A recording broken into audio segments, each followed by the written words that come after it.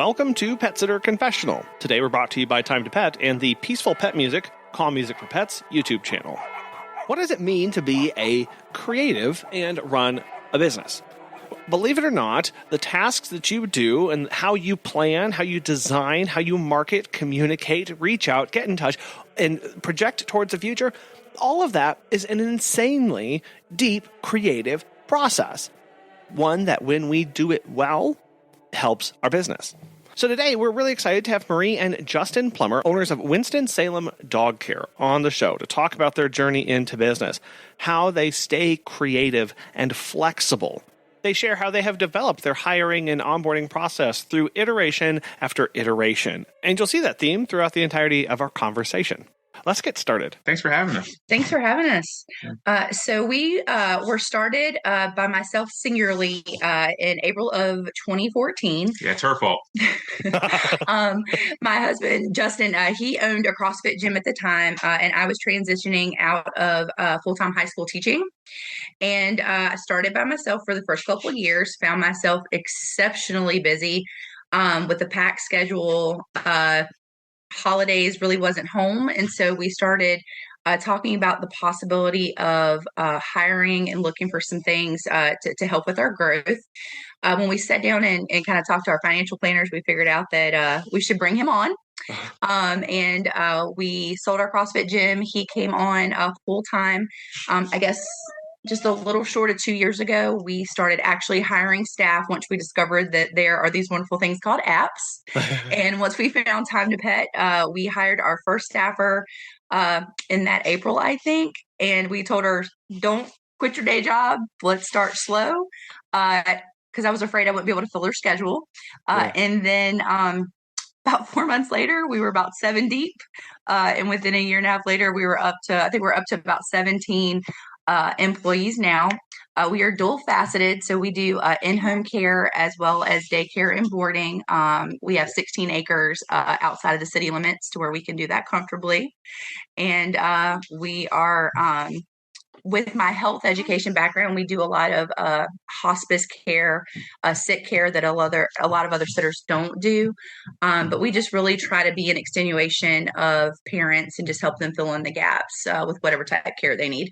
Wow, that's quite a lot of the journey that you've been on since you started. You started in 2014. What was it then that you decided like now is time to do this? I had my first son, and I was nannying at the time. I just left teaching just because I was getting a little burnt out and didn't feel like a lot of other professionals were as excited as I was. And so I was like, let's step away for a while and kind of see what happens. I asked my friends, I'm like, what am I good at? And they're like, you've been doing dog rescue. What about dogs? You're really good at cooking. I was afraid if I opened a cooking business, I would never cook for us again. And so Winston Salem Dog Care was born. I just started, I will say I started on Rover, picked up a lot of clients from there. And I needed to be able to, I wanted to be with my kids. I didn't want them to have to be in other places all day. Mom and dad not home. At that time, Justin was working in a gym. So he was working 4 a.m., sometimes to 8 or 9 o'clock. Granted, he'd come home sometimes during the middle of the day. But I just didn't feel like it was going to work for our family. And that's kind of once you have a kid, that kind of drives every decision from then on out. So I wanted more flexibility. But like I said, I grew so fast, I lost that quickly. And that's how we ended up kind of restructuring and moving, changed our model a little bit. So Justin, what was it like watching the growth of this business that Marie had started? I don't really know, because it had so much going on at the time, so maybe kind of like reflect back right now thinking on it. But, I don't know, it's just kind of what just happened, just we were working and stuff every day anyway. So just kept working and things just kept getting bigger and bigger. And, I would help out with what I could with our stuff from the home, as far as the daycare and boarding that we did. So we did that out of our home. And I I don't know if I can say I was like, wow, look at this thing on. It's just, geez, we got more stuff to handle and more stuff to handle and more stuff to handle. And then, okay, it's time to make a change. Another kid showed up. And yeah, so in about a 2.5 year period of time, if you make it 4 years total. So if you go from 2015 to 2019, said she left teaching. We had our first kid. She started the dog business. We had our second kid. We had our third kid. I left our gym business.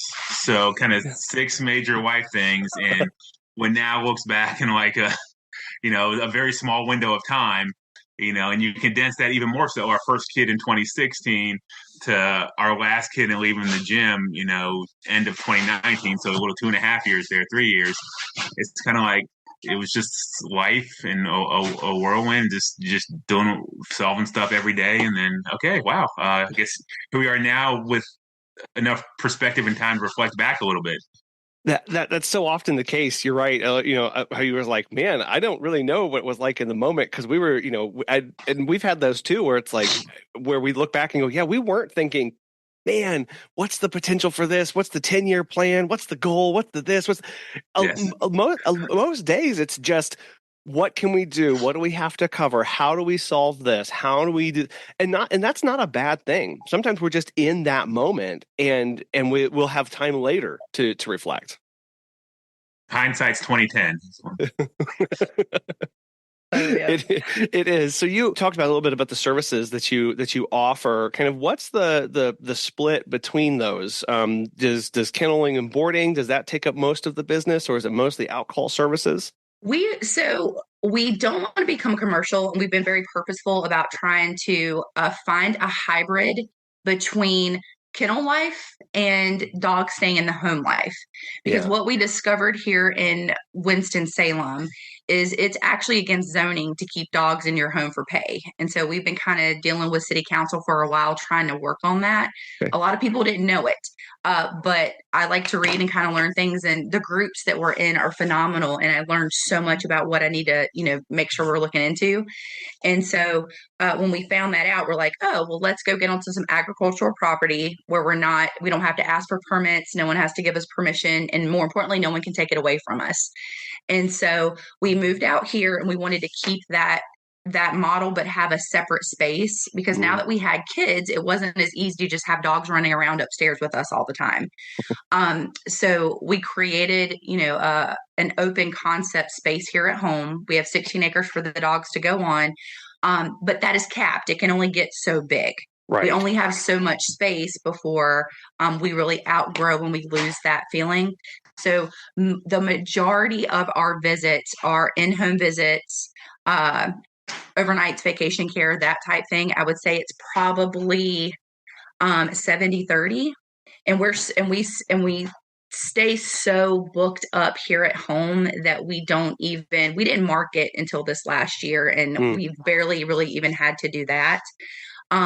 Because with having both facets, a lot of people will call and say, are you full for boarding? And we're like, yes, but guess what? We can come to your house. And they're like, what? I don't have to make another phone call. So they just love the fact that, we can meet them really, wherever they are. So that part of our business has really just word of mouth keeps it running, 98% booked. And then we just grow the in-home visit side. That's quite a commitment to the business to go out and find the agricultural property and continue to do that. Was that something that you wanted to keep going? Or I know a lot of people would just go, oh, well, if I can't do this, I'll just cut that out and adapt my business to do something else. Yeah. Well, when we realized we needed to make the moving change, that was October of 2021.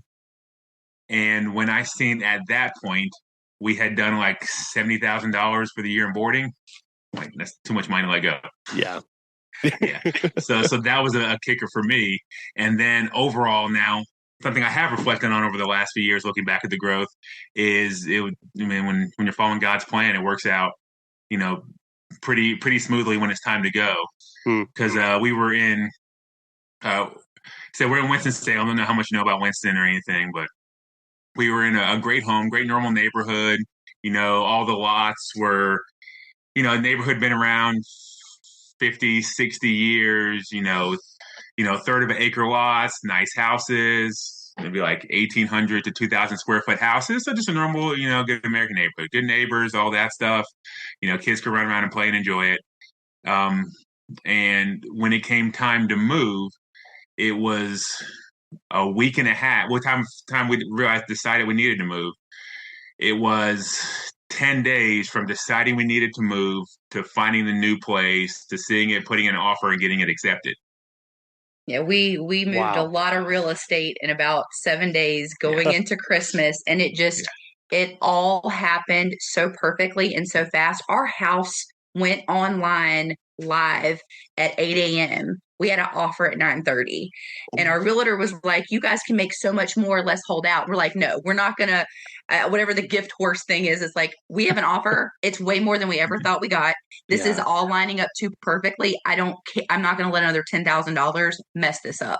Right. And it gave us we had a very interesting perspective, because most people start a business and they have to spend that huge upfront amount of money in the beginning. But what's so beautiful about dog care is, there's minimal upfront investment. Yeah, especially if you're going in other people's homes. Yeah, there's really not that huge cost. So we went from creating a business, not having that upfront, to moving and then having to outfit spaces. The good news was we already knew what we wanted. We'd already done a lot of try, fail, and adjust. So it was quick. I won't say it was quick, but we had a plan, which the first probably 1,500. Probably the first 15,000 visits of our business happened by accident. They just blew up. So we actually kind of had a plan of what we wanted this to look like when we came here, but it was definitely a unique perspective. And I'm thankful that we were already 2.5 years seasoned before we had to actually do some things like spend a lot of money. Because I think that might have freaked us out in the beginning. But like Justin said, we already knew that we were creeping on breaking 100,000 if we could do daycare and get a little bit more boarding. And more importantly, it was the peace of mind, just the safety, knowing that, the dogs had a great place to go, the kids had a safe place, and that we could be mom and dad and business owner safely in the same space. Yeah, that sometimes we do get overwhelmed. Yeah, if you would have talked to yourself back in 2014 and going, yeah, you need to go find agricultural property and you're going to convert this thing and make this conversion and deal with 16 acres. You've been like, never. I'm fine. I'm okay. So sometimes that proof of concept is like, I need to prove it to my market and my community. I also need to prove it to myself. I need to build some skill sets. I need to get some mindset stuff so that I can then go and embrace the changes and do the hard work that needs to happen. Yes. And I spoke to Janie Butnick. I've started working with her. And when I first talked to her, she was like, what's the visit volume you guys are running? And I told her, and she's like, okay. And I said, I have no back office. Like, I don't have, SOP together and none of that stuff. She's like, really? I was like, we went so fast. We just woke up one day and we're like, oh my gosh, here we are. We have a team. We have all these visits. We really need to figure it out. So we kind of built our business backwards. Yeah. I'm thankful for it, because I think it kind of helped us figure out a lot of roadblocks before they happen. So I think once we get it down on paper, we won't have to modify quite so much. Because we've already been through a lot of fire safety training. Right. That's been a blessing. But she was like, I can't believe you made it this far without any of this. I'm like, we'll just call it my teaching and coaching experience. But now we have it. So now we got to get it to where, we're not the center of it, but we're very, very thankful for it. You mentioned a phrase earlier, the try, fail, and adjust. Where does that mindset come for both of you? Well, I've learned that's life. Because we live here in Winston Salem, and there's a medical school here, a lot of doctors. So it's kind of a quick analogy. So if I'm interviewing or talking with people from med school or doctors, I have to remind them that, doctor training is, you got to do all the grades in school. You got to get into med school. You spend 4 years in med school. You do your residency, internship, all these things to actually become a doctor. And everything they're taught during that whole multi-year process is stuff that was learned because people died. Right? I mean, that's life. Yeah. That's how everything works. And so we just, once again, blessed to have people who can kind of coach and mentor us and who are, further along in life in a lot of areas who tell you this, that's what life is. Fortunately, you with your podcast, you're able to, interview people, talk with people, just spread the word a little bit to other business owners in the similar industry. And, it creates the sense that where everybody listens to some extent that they're not alone. The things that they're facing and going through is normal life stuff. Yep. And it's just, it is. It's just, you got to be mature enough and old enough to understand that. And I kind of, from the female perspective, I played college athletics. So learning to kind of overcome comes natural, not quitting. It's been hammered into me for years. But I had some type of epiphany when I turned 40, and I'm not really sure what happened, but I thought 40 was going to be this scary birthday. And that you were going to like turn to dust and nothing was going to work. And like life was almost over. And I turned 40, and I have to tell you guys, it was the best birthday I've ever had, because for some reason I felt like I had lived enough life to have earned a little bit of perspective. And I had enough life left to fix it if I didn't like what was coming to mind. And it just really hit me after having 3 kids, now having dealt a year and some change with 15 potential, employees every day, is that I've been alive long enough to know that the stuff doesn't stop coming. When I see new people in the groups talking, I just, I DM them and I tell them, like, this is it. This is how it's going to be every day. And nothing's killed you yet. You are still here. You've overcome all of it. So we're professional answer finders. We're problem solvers. That's really all we do. And it just, when I hit that milestone, it just hit me that there's never been a period in my life that something isn't trying to steal my joy or become a fire or explode. And there's all these things that people like to say about, things come in threes or whatever. We try to be very careful not to speak anything into those type situations, because a lot of times it does happen that way. But just remembering that we're going to get through this faster if we're smart about it. Mm-hmm. But it's going to be okay. It really works out. Because, a lot of people just kind of, and I did this a lot when I was younger. I'm starting to get out of that now, though, being able to stop, appreciate what's going on, and just figure out how to handle it. Right. Just get it done, break it into pieces. I think it's in Frozen. My daughter loves to watch that movie, and she talks about just continuing to do the next right thing. And it will just come out like, oh my gosh, that's amazing. But yeah, at 40, I thought, you know what? Stuff's going to happen. We're going to get through it. It's going to be okay. And our staff is the same way now. They'll call and they're like, oh my gosh, we're like, totally fine. We got it. It's okay. Give us about 30 minutes. Stop talking. We'll handle it. Just let me process it. I'll fix it. So yeah, we've gotten enough experience now just to know it's going to be okay. We'll figure it out. Yeah, and that's Frozen 2, by the way. Oh, sorry, Frozen 2. Okay, I'll make sure that links in the show notes so people can go. You got an 8-year-old girl. You know these things, pal. Yeah, yes, it's fine. But Justin, when you said, it's just part of life, and I think that process, we have to embrace that part of that process of I'm not an expert at everything. All I can do is try and understand that I'm probably going to fail at this. It's probably not going to work out for, the first time I do that. I know that's a lesson that we try and teach.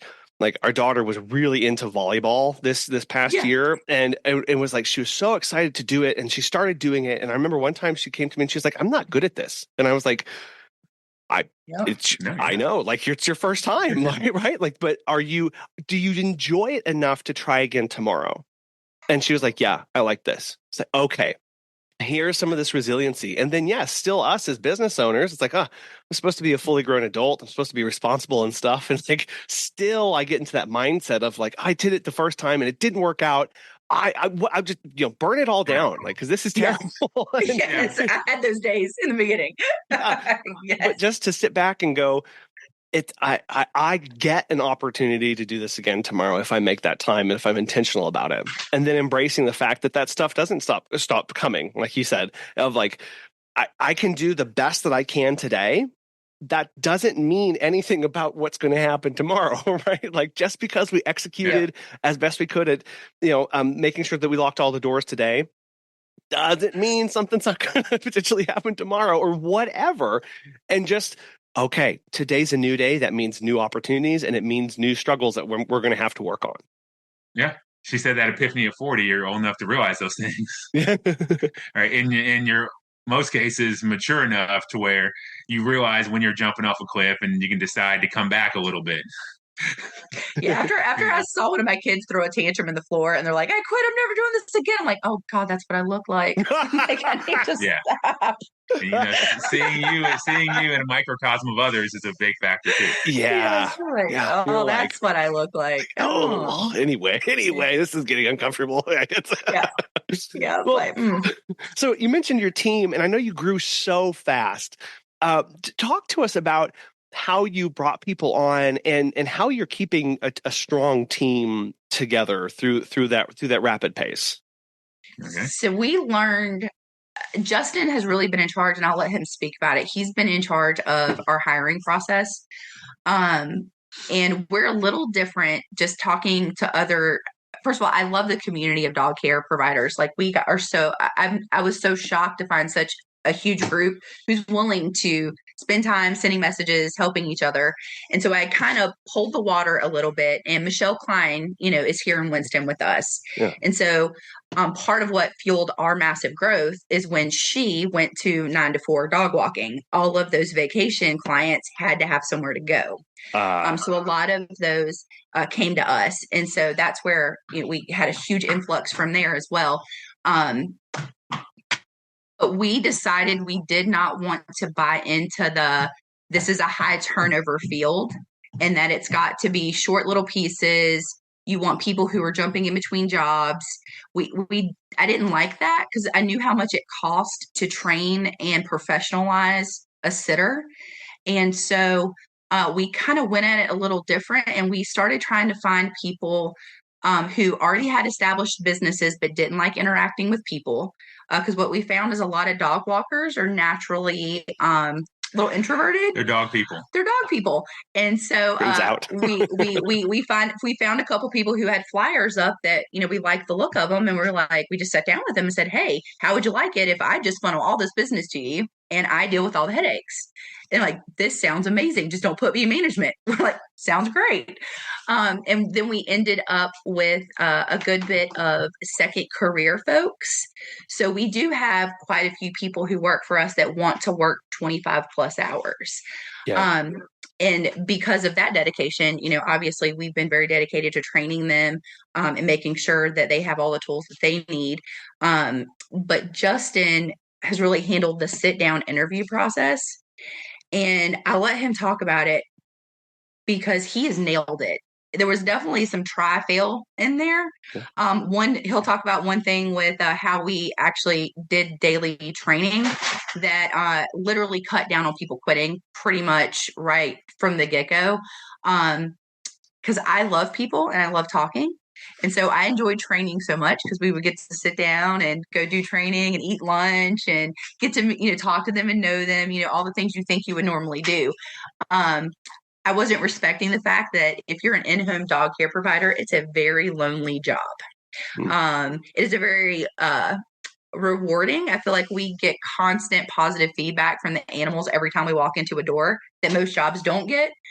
But you're ultimately out there for, 8-10 hours a day by yourself.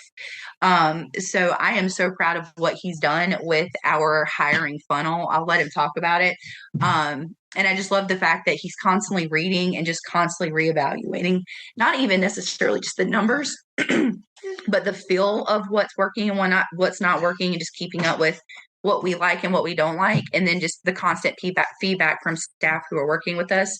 Again, don't have it on paper like Janie would like me to have it on paper, but I feel like we got a good process. Have you heard of Time to Pet? Susan the Pet Gal has this to say. Time to Pet has helped us grow exponentially. We believe the platform's features make us by far more professional than other companies who use conventional dashboards. They are the software gurus constantly developing and improving the platform based on user feedback.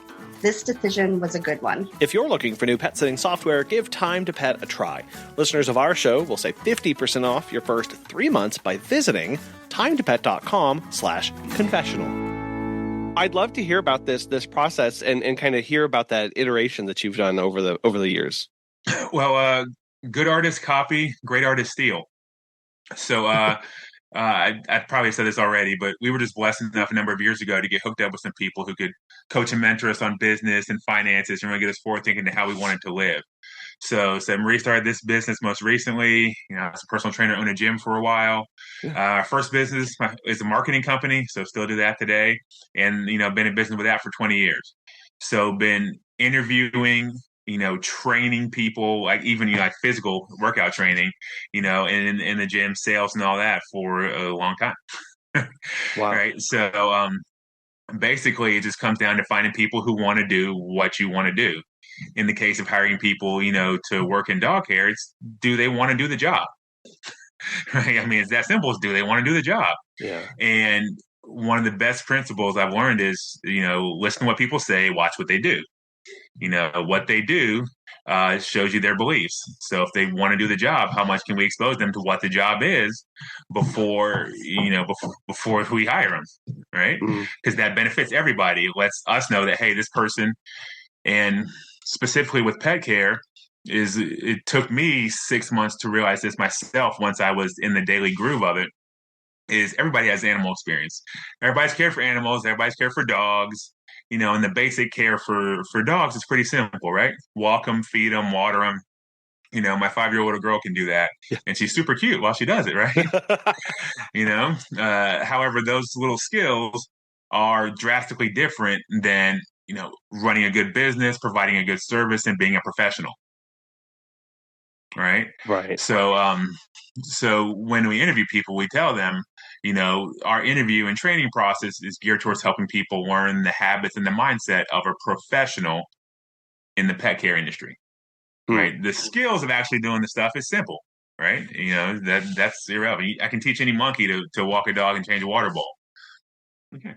But only people can learn to think, can learn to provide a good service, and can learn to make other people, the customers and clients' lives better.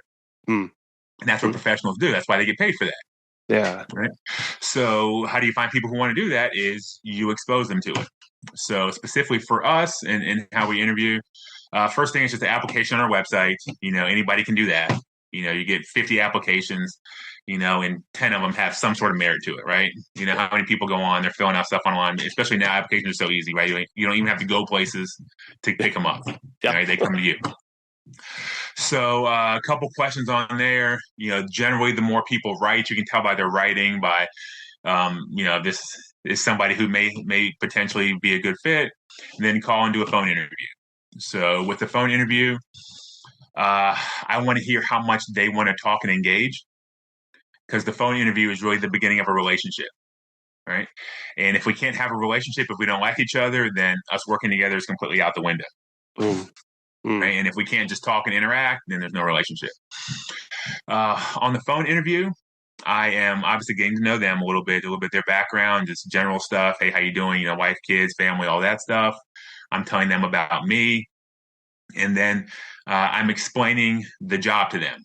I explain them prerequisites. So specifically for us, I tell them 2 tangible prerequisites is a good, reliable car and a good quality cell phone. Because if they don't have a car and they don't have a good phone, then they're out instantly. Right. It's a driving job. I say that about 3 or 4 times. If you don't like driving, if you don't want to put miles on your car, that's fine. Just this job is not for you. It's a driving job. Yeah. So I emphasize that. And then I talk about 2 intangibles, which are patience and flexibility. So I reference the flexibility in time because working with other people and on their appointments, things change a lot, right? Appointments change and add and cancel, and that flexibility nature is up and down. So if you're someone who I want my 9 to 5, I want to be there and boom and have it solid, that's awesome. This job is not for you. Yeah. Right. And then I talk about patience specifically. That's where I kind of build. I say that to help build the relationship with Marie and I, because I asked for them that they're going to need patience specifically with us, because we're people and we screw up stuff. So, one of the best things I heard from one of the first guys I got to know out of college he was super successful dermatologist for years. He said, people expect perfection unless you tell them otherwise. Well, since nobody's perfect, let's go ahead and get that out the way now. Right? Let me bring that up front. So when we do mess up or do something you don't like, I remember we already talked about this. Yeah. Right. So that's building the relationship, showing some humanity there on our side. So I kind of go through that. And I listen to their answers and their responses. Because the words can be yes, but there's also tonality, there's hesitancy, there's all these little people nuances. All right. So you try to pick up on those. And then I'll ask them, I'll tell them what we have available, what we're hiring for, what specific shifts. I'll kind of go into more details of the job and what we're looking for, shift wise and all that. And, people are so eager to please. Yes, I can do that. Yes, I can do that. Okay. Well, once again, they say that. When we actually get to doing that, is that the case? Okay, you say you're available anytime. Well, are you married? Do you have kids? You already have another job. Well, you're not available anytime. You already have these commitments. Yeah. So it's filtering out all the stuff people say to see what they really mean. Right. So that's kind of the phone interview part. And then if that goes well, then we go to resume and references. So kind of basic stuff there. And once again, references. Better quality potential interviewers have better references. Better references mean that they call you back or answer you quickly. All right. And when you mention the interviewee's name, you can see them light up through the phone. Yeah. Because the person you're interviewing has made that kind of impact in the reference's life. So after resume and references, then we do a background check. So there's kind of standard stuff there. And anybody who may have something come up in their background check, we'll mention it to you on the phone. Right. And like all of us, we all got stuff. Yeah. Some of it got on the legal record, some of it didn't, but that's just once again part of life. And then there's the in-person interview. For us, with the way we interview is in person. Once again, it's to build a relationship. More importantly, to see if they want to do the job. Okay. Because it doesn't matter how much you like them. If they don't want to do the job, then we don't need to work together. We're not going to work together. That's so hard because I've met with so many people, but I'm like, oh, they're such a great person, man. We could have been buddies. And then at the end, you're like, but I don't think they'd be good for the job. That's okay. Yeah, I'm not a good podcast creator and content, all that stuff. Right, and that's okay. We're still good people. We're still great people. You're still nice. We still enjoyed our time. Just means we're not meant to work together in the pet care capacity. Right, which is totally fine. And specifically when we bring them in for the first in-person interview, we work out of our home. The job of caring for other people's pets is in other homes. So when we bring them here, the first thing obviously is we get some face-to-face interaction, build that relationship. We show them our place, what we have going on, introduce them to some of the staff that we have here. Once again, building relationship and building credibility in their mind, of what we have going on. And then also in walking them around our facility, I get to see them interact with some dogs. I walk them into a crazy environment with 6, 7, 8 dogs jumping on them and see how they respond. I let them talk to some of our staff to see how they respond, how they talk, how they interact there. Right? Because I want to see that. Right? It's a dog job. How do you really react around dogs? Yeah. Right. And I also know that anything they'll experience here is way more than going into someone else's home with just one of their potential 2 dogs. Right. And then next step of interview is we'll just, while they're still here, we'll sit down and talk in a lot more details of the job. Right? I'll expose them to our app, some of the tools that we use, walk them through that, let them get a feel for it, talk to them more about kind of just scheduling and the flexibility and patience that's necessary there. So all that kind of back end stuff. We talk a lot about pay, how that comes together, and because they're getting a job because they want more money. So they need to know how pay works. They need to know what they're going to get paid. Because if there's an issue, let's talk about that now. If we can't get through it, that's fine. We can't get through it, therefore we can't work together. So I think the biggest thing overall with just interviewing people is do as much as you can to kick them out of your interview process. And you're not mean or rude with it. It's just you expose them to as much of the job and all the things as possible. And then if they're not meant to do it, then they'll hesitate or balk, or they won't want to take the next steps. Yeah. So after we talk, some back end stuff, and then I'll actually give them a little mock appointment. in our home, in a semi-controlled environment, caring for our dog, right? Because I want to see them just troubleshoot and do a few things, offhand right there. So that's kind of how our first in-person interview goes. That's about 2 hours. And then we get into what I consider the most important part of the interview process, which is in-field training, or what we call, shadowing. In-field interview and shadowing, to where for 5 hours, they will come into the field and follow me or some of our other team members going in and out of the homes. They'll do the driving, they'll go into appointments, they'll see how we do those things. Right. And like I said, we've been building to this over the course of the whole interview process. And I tell everybody, this is the most important part of the interview process, because this is where you truly get to experience the full job. Yeah. Right. And I find anybody who balks at that, and by the time we get there, there's very few, but you still find a few, pretty much they kind of go into training. And, it's, again, people can talk good. They can be animal people. And, animals are great. Animals are wonderful. However, when you get out there doing the job, it can be different. And best example, and then I'll be quiet, is, we had a guy, he was an animal person. So, little, not he wasn't going to life of the party. He was good with animals, care for animals, did great with the animals, had to find with the job things and all that. With the back end stuff that we had talked about, we got to the infield interview. And the last dog we went to see was an elderly dog, like 17. He'd been having problems, just incontinence, all those things that just come from having an elderly dog. So I purposely put that dog on the schedule because this guy we were interviewing said he said the right things. He was doing decently, but I just still wasn't convinced he wanted to do the job.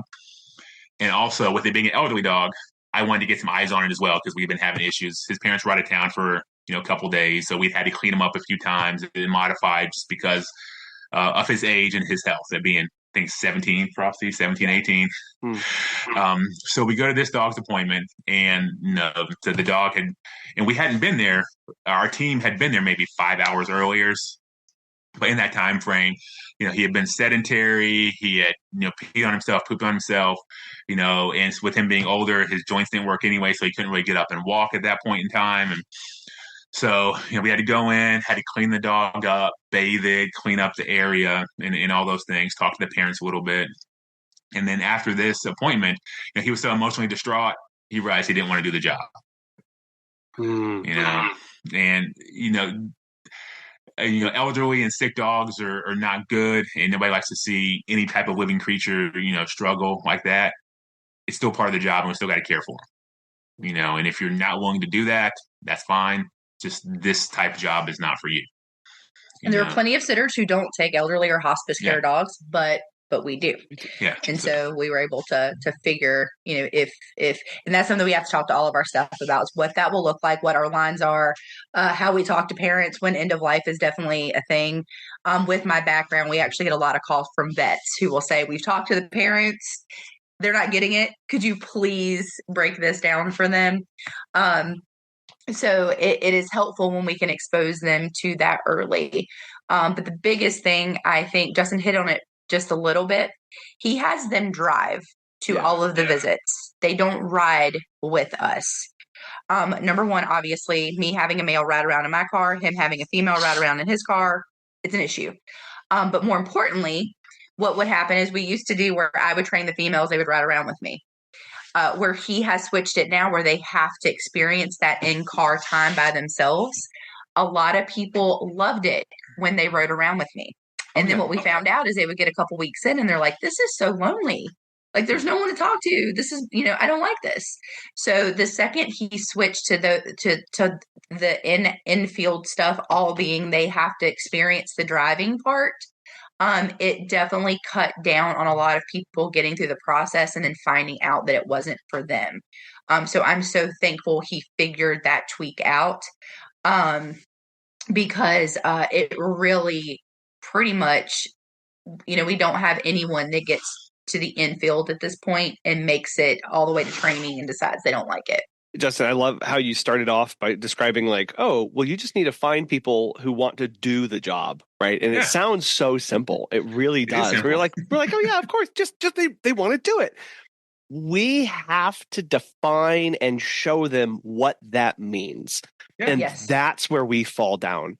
That's where it's hard. We struggle and we find those various aspects of, oh, what does it mean to do this job? Oh, right. The driving, right? Oh, the cleaning up of an elderly pet. Oh, right. Like I was training a staff member and we came in and the cats, I don't know. It was like a little 8-pound cat. I still do not know how to do this.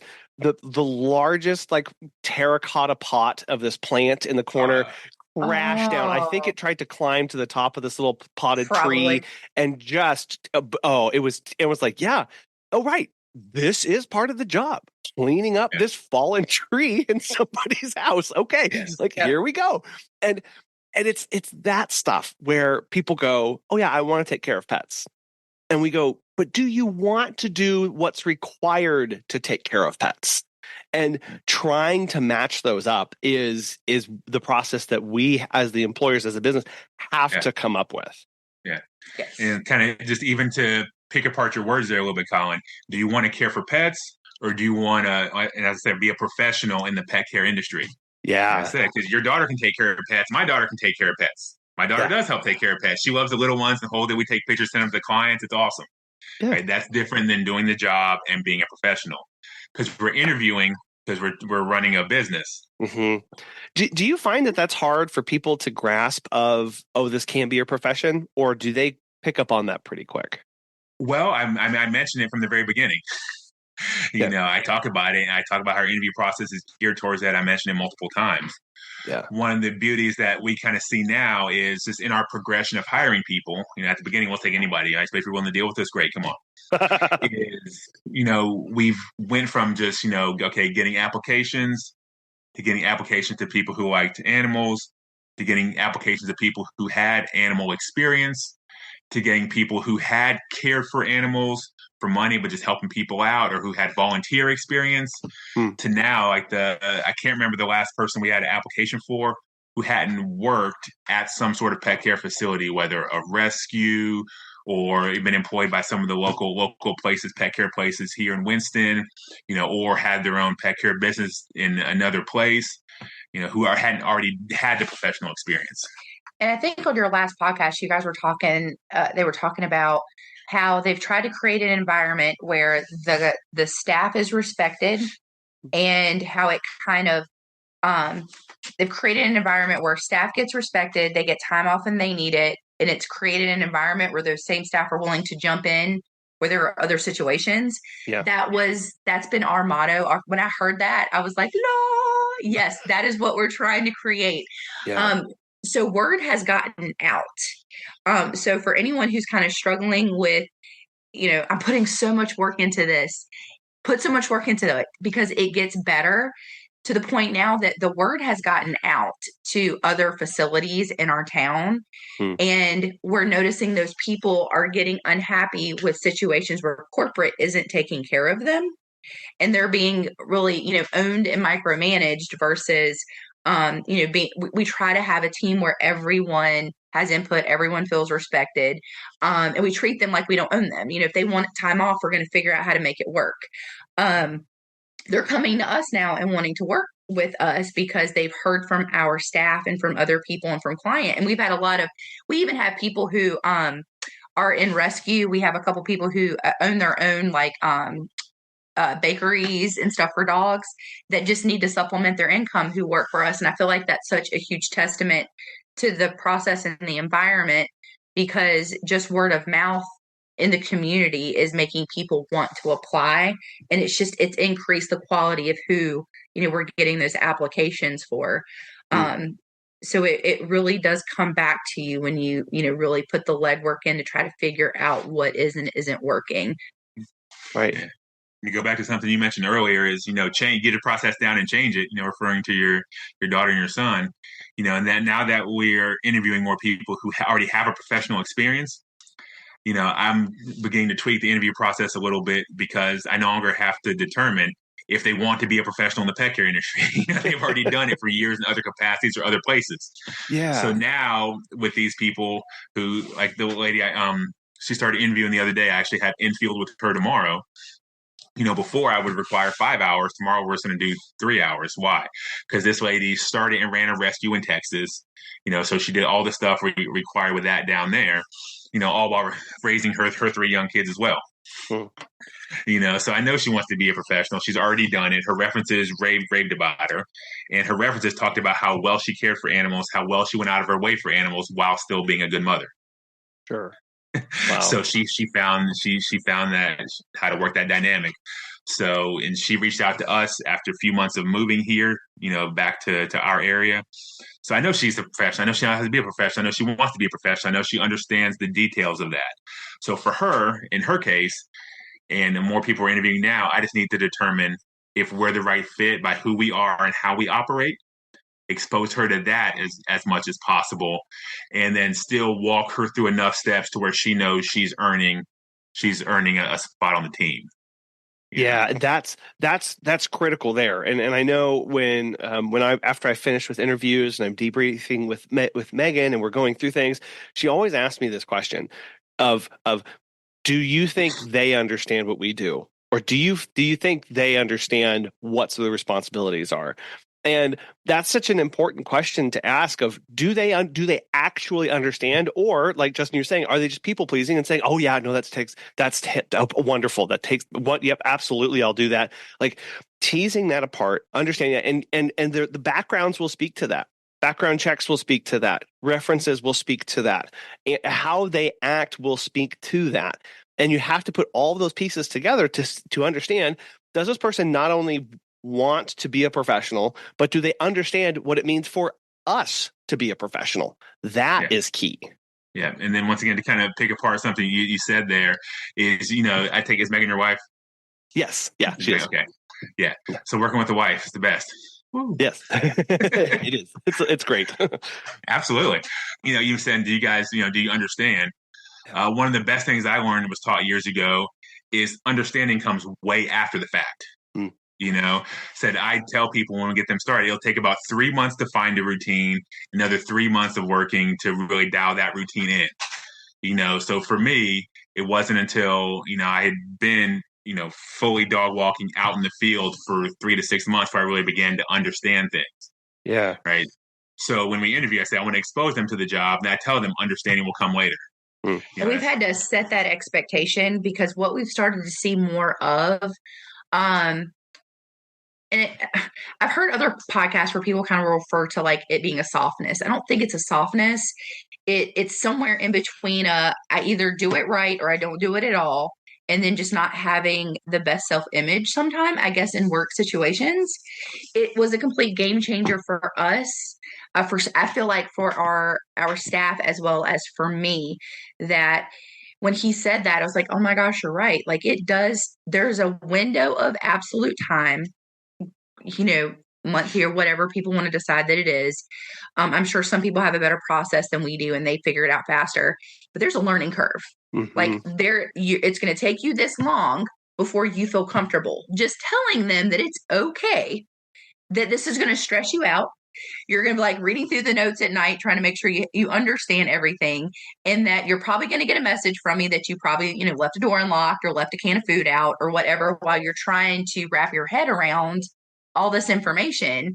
We didn't run into people calling us and going, I just can't do this. Because again, we told them it's okay. You're going to mess up. You're going to make mistakes. Know that any interaction you get from us is us improving, not us condemning. And just letting it help me as well as an owner understand and know that, because in the beginning I would see a card come through or I get a message from a client and they're like, they left my door unlocked. And my thought was, you're a grown human. I can't teach you how to lock a door. Like, lock the door. And, then I actually, got out there and I thought, hey, I need to teach them they got to lock the deadbolt first. Because if you take that key off that deadbolt and you lock the door handle, it's really not secure. And if you lock the deadbolt, then we at least know we have one contact in place. Yeah. And I never would have, until I owned this business, would I have thought that I had to teach grown people how to lock a door. But slowing myself down and understanding that I do need to articulate the steps and the importance. And just the fact that I can't get mad when they mess something up in the first 30, 60 days, that there's some grace from us that has to come in there. Because if we hired based off of my initial feeling of perfection that everyone should have because I do it right, we wouldn't have a team. So I really had to, I struggle with things that don't have definitive measurable timeframes or aspects to them. And so just some of these little things that Justin started putting into words with our hires, it not only, like I said, helped them understand that, but it helped me as an employer understand they're in the newbie window. We got to learn from this, not fuss about it.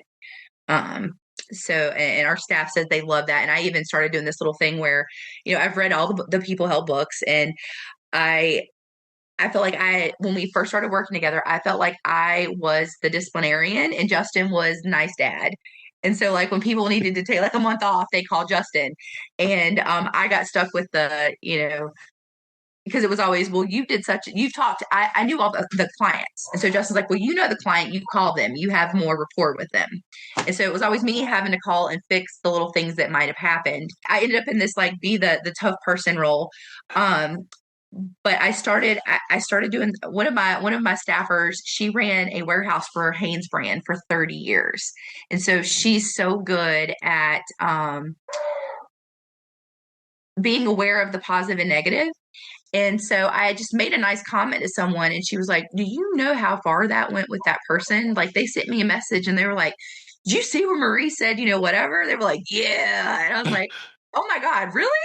And so I created this, Excel sheet where I make sure that I am legitimately patting them on the back for something that I have noticed, be it fantastic pictures. We started a brag channel in Slack.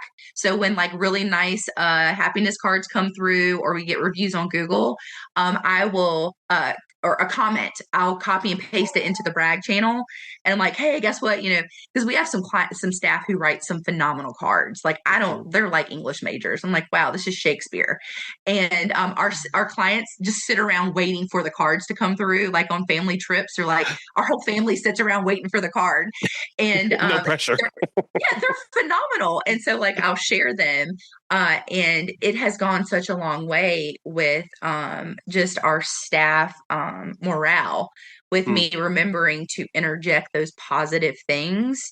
And so we went through the good cop, bad cop. Now I feel like we're finding a really good mix because the communication is just getting better.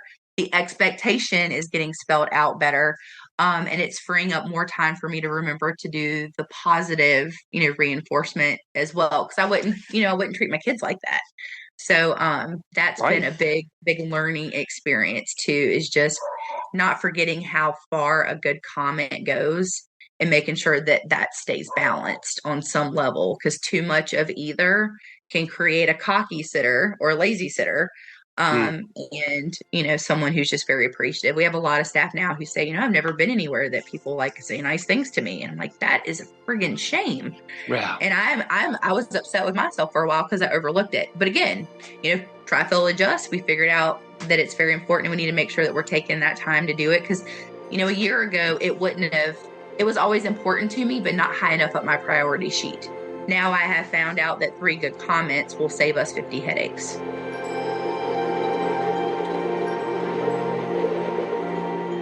A lot of pet owners don't know how to react when their beloved pet is facing a bout of anxiety, noise sensitivity, or depression. However, various studies have shown that animals react very positively when calming music is played for them. As a trusted pet sitter, have your clients check out the Peaceful Pet Music, Calm Music for Pets YouTube channel, where they can give their pet the best chance at relaxing while they're away. From peaceful melodies to soothing nature sounds, this YouTube channel is the go-to spot when your client's pet is anxious and you don't know where to turn. Complete with beautiful and vibrant animations, their videos will become your home for the tools needed to keep the client's pet in a state of peacefulness. Be sure to subscribe to Peaceful Pet Music, Calm Music for Pets on YouTube, and hit that bell so you never miss a moment of calm. That process of refining how we do this. How do I interact with people? And it permeates everything that we do. And what I hear from both of you as you're speaking, like it truly is, and I'm always amazed by this, of just how a creative a process it is to run a business. It's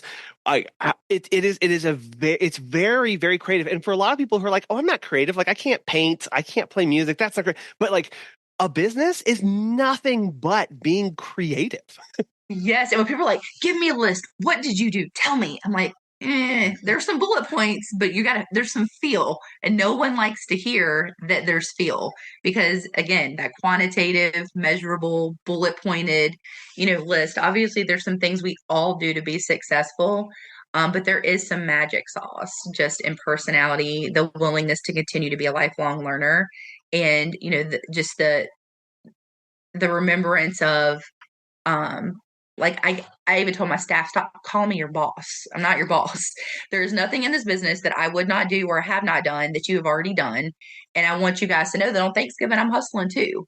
Yeah. So I'm just another team member. We just orchestrate. We just make sure all the pieces go where they need to go, but we are no better or no worse than anyone else that's on our team. And just, just remembering that, I didn't want to create a dictatorship. I'd already worked in that. I didn't want to have that again. But again, not quite quantifiable, not quite, can't quite put it on paper. Other than, I guess, if you just put a bullet point, don't be a jerk. I mean, that might cover it, but just remembering to be human and be nice. Yeah, don't be a jerk. Don't be a crazy boss. Be nice. How do you two decide what to focus on? Because with a business, with the operation that you all are running, I'm sure you've got 1,000 things on your to-do list or on your want to get to list. Where do you start with that kind of process? Well, that's where, in our specific case, what you can relate to is you work with your spouse. So God gave you the completer, and because you guys have complementary things, that when you're working together, it naturally works out, right? Meaning, so she's, in this particular case with the dog care, she started this business first, so she was doing everything, right? And I would help out when I could with the daycare and boarding because that was from the home. Because I already was involved with 2 other businesses that I couldn't go out and run and do the dog appointments in other people's homes. Yeah. So, I was already, from when she started, kind of helping out with the stuff that was at the house, daycare and boarding.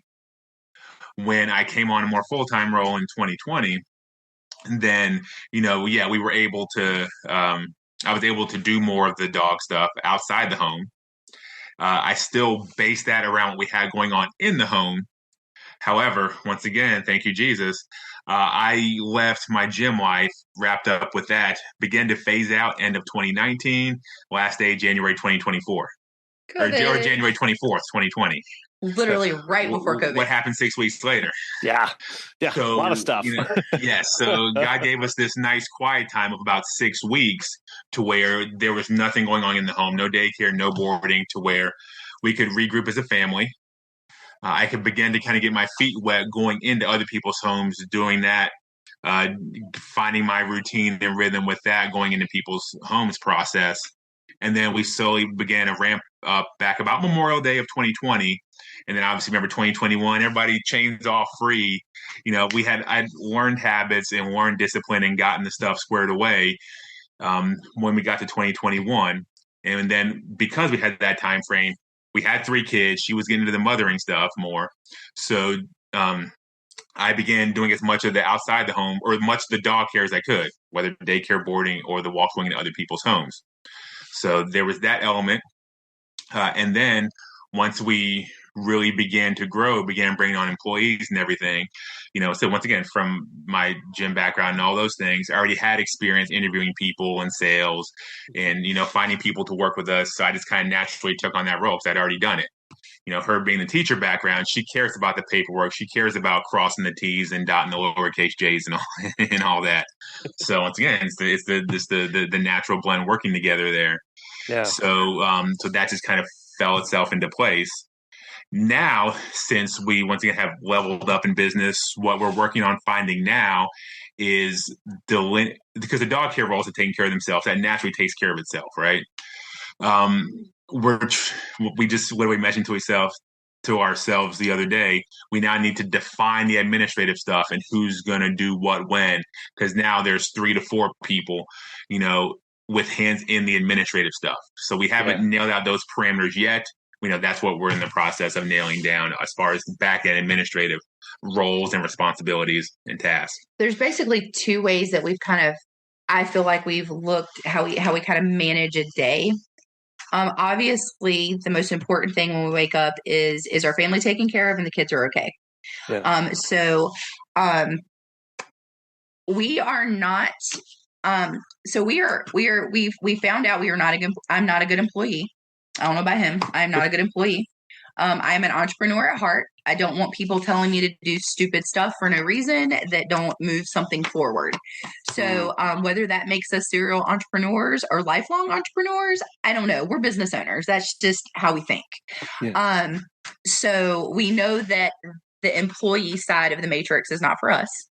So we have always kind of had the mindset every day we're going to look at, is this business working for us or are we employees in our business? And that's kind of where we knew, where he says natural, these are the thoughts we're having that he defines as natural. Is it working for us? Is it working for our family? Is it working for our staff? Is it working for our clients? And so that's why we knew the gym wasn't working. The payout was not what it needed to be for the time investment that he was making and what that was costing him physically. And he wasn't able to be home when he almost fell asleep at the table one day talking to me, I thought he had cancer.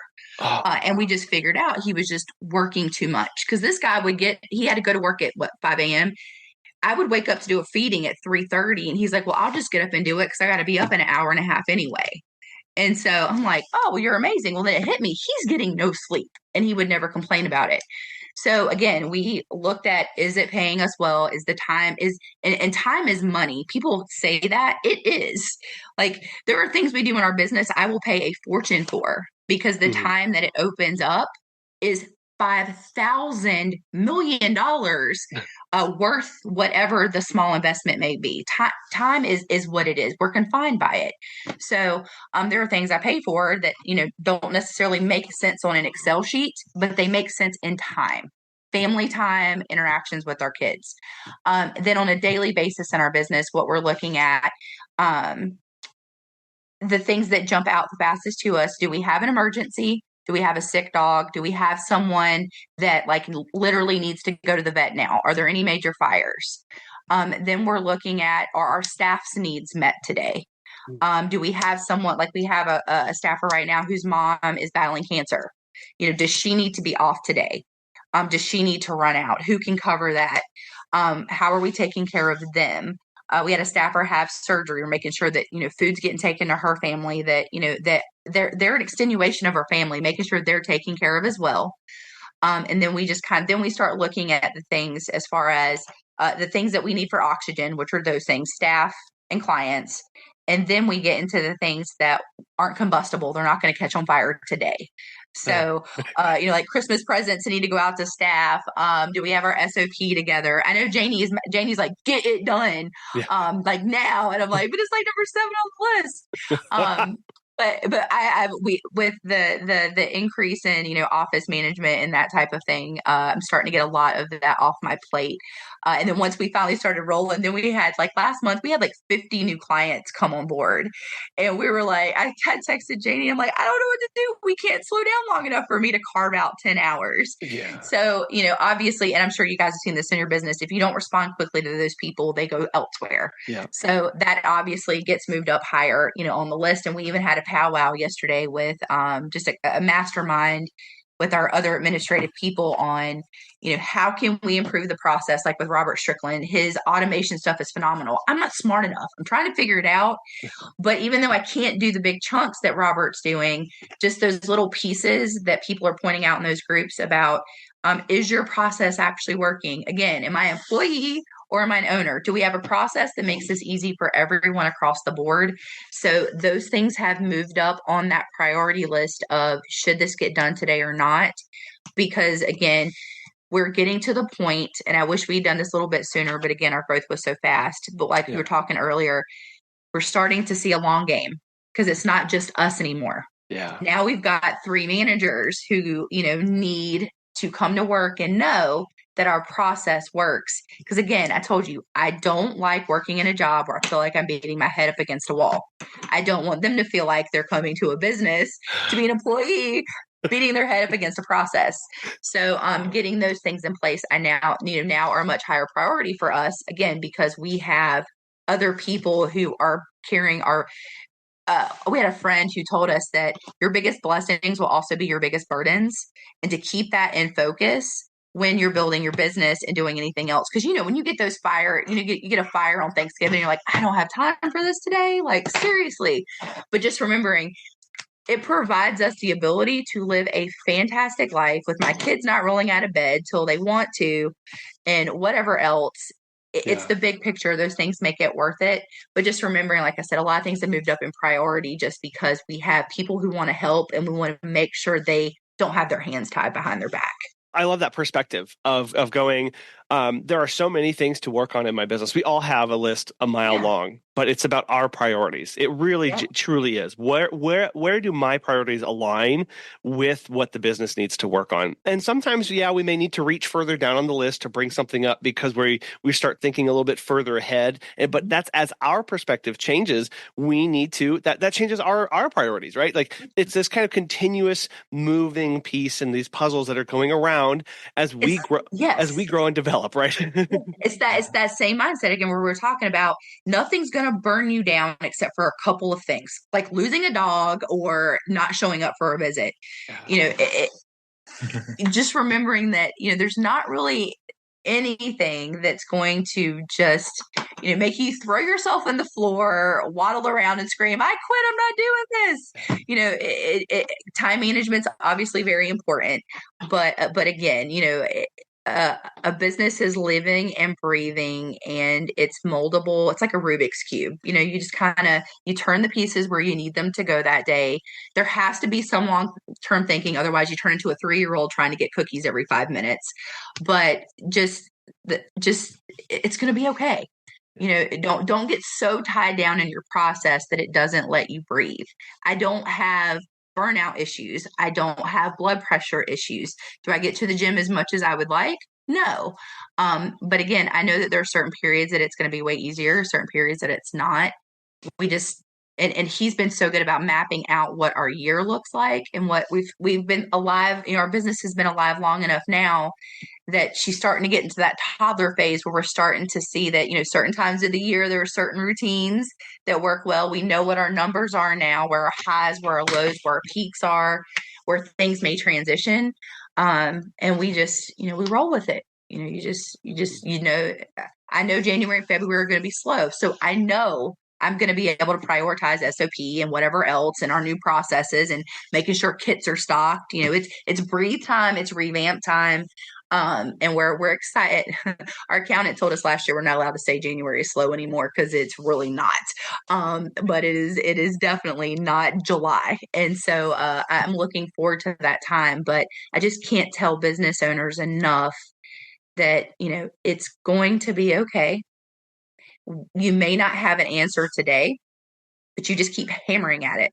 I used to do Ironman before I had kids, and my coach used to always tell me, the only way you do 140 miles is 1 mile at a time. So if you don't have the answer to the question that you have today, life is probably going to throw you something tomorrow that will make it so in focus that you're like, how did I not know that? So just keep chipping, keep hammering, figuring out what you can be successful and win for, win that day with. And we're, I guess, six, almost 7 years old now. And, it will work out, especially if you can stay positive and excited about your business. And if you can't be, then that is a sign to go hire someone who can come in and put some life back in it. Because there's nothing that makes us, we just hired a kennel manager who fell in our lap. Again, someone not happy with another situation ended up here. And I'm going to tell you what, she has just blown my heart open for just the things that I forgot. I got so tied down into the process of what we were doing that I forgot to enjoy it and what we were doing with the dogs. And so she's brought in an art program. The dogs are down there making Christmas trees and like all kinds of fun stuff. Oh. And I was like, oh my God, this was our vision. And, I thought it was going to be this long process. And guys, literally, in one day, I went from a to-do list of 5,000 things to do in our kennel business.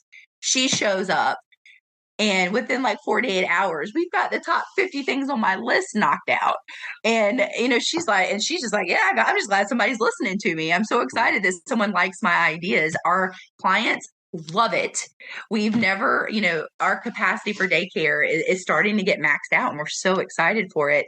And again, it was one person, it was one day. And if you'd have asked me at 6 a.m. if I would feel the way I did at 9 a.m., I would have told you, no way. I didn't even know I wasn't happy until, like I said, she blew it open. So just hang on. I sat down with another business owner here that owns another dog care business here in Winston the other day. And she messaged me. She's like, before we sat down and talked, she's like, I really thought my business wasn't going to make it. And I was like, sometimes you just need somebody to tell you, you got a good thing. Keep hammering. It's going to be okay. And it's going to be okay. Find someone who believes in you and will tell you that, even if you got to go hire them. Find someone. If you're burning out, it's time to find someone to help you, and that's okay.